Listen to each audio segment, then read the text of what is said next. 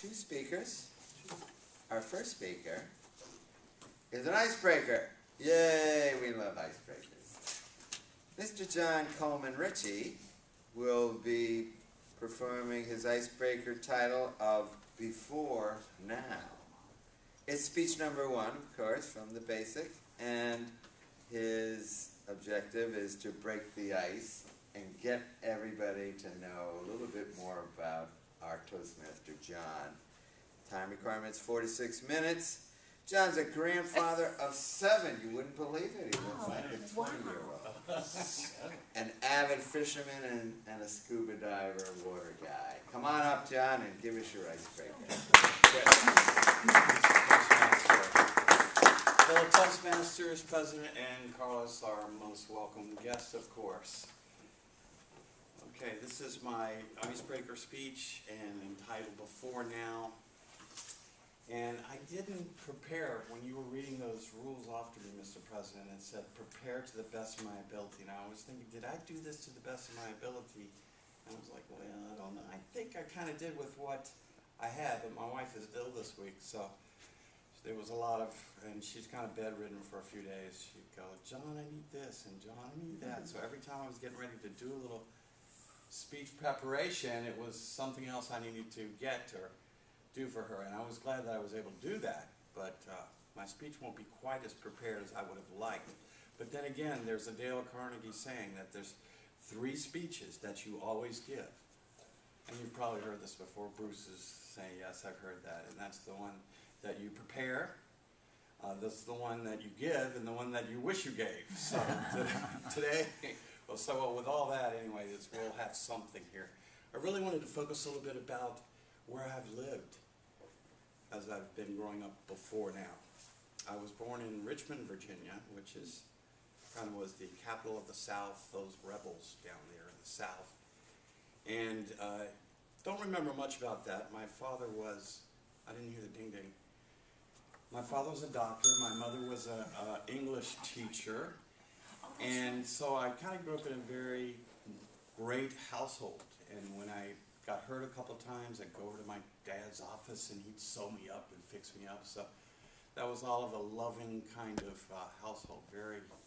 I couldn't have had it better. Couldn't have had it better. When we were 8, when I was about 8 years old rather, we took a trip around the country. Went out west to California, spent a month. And then when we came back, we moved into a new house in Charlottesville, Virginia, which is about 70 miles west.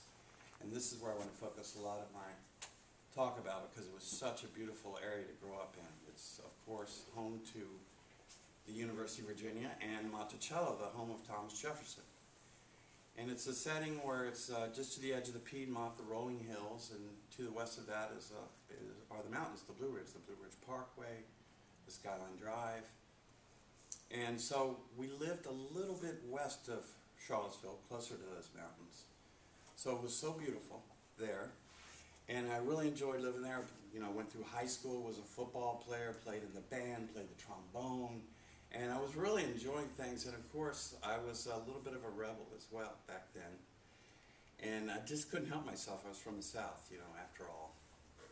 And then eventually, I decided to go to college, you know, after high school, and my first college experience, because there were several, was I really enjoyed the water. Today's our theme, and I went to Florida Institute of Technology in a branch campus up in Stuart, Florida, and instead of studying, I did a lot of scuba diving and collecting specimens for my 55-gallon aquarium, and then I'd look at them and bring them to my ichthyology class and find out all these things. So it was kind of, but it was more play than actual study. So that wasn't a college experience that was too successful. So I moved back to Charlottesville, and there I worked on a farm for a while, actually. Restaurant, part-time, worked on a farm right at the base of the mountain. Straight ahead was, up above was mountains, and this was orchards. Lots of orchards, lots of tree pruning, and a few cattle, and so it was a great way to kind of get my head back on straight before I moved to New York and went to chef school.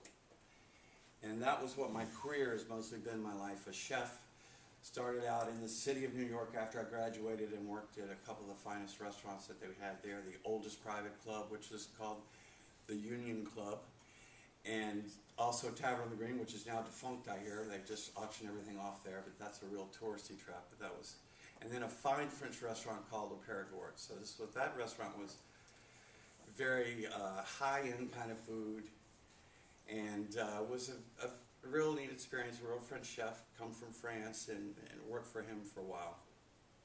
And then, but New York, not for me. Too much traffic, too busy, too crazy. Great place to shop, though. And so I was glad to get out of there. Started moving south again. I could hear that water calling me to Florida. So I got to Washington, D.C. and worked at the National Gallery of Art as a chef for a while, preparing big dinners for openings that they would have in new exhibits. And then eventually I got back to Florida. Yay, I was back, and that was about 15 years ago. And when I moved back, I was working for one of the largest health food restaurants in the country, which was called the Unicorn Village down in Aventura.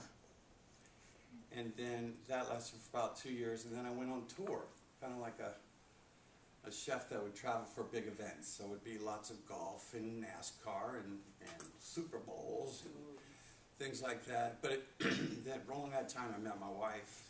So I was gone for months at a time sometimes. So that doesn't work too good for our relationship. So I had to give that up. Plus I was getting older then. And then that brings us to now. And so everything before then was before now, and now it's now. And so now that I'm back at Toastmasters, like glad, and I should have been, my work had kind of taken me away. I hope to improve this speaking ability and this communication ability, and I thank you for your time and your patience today.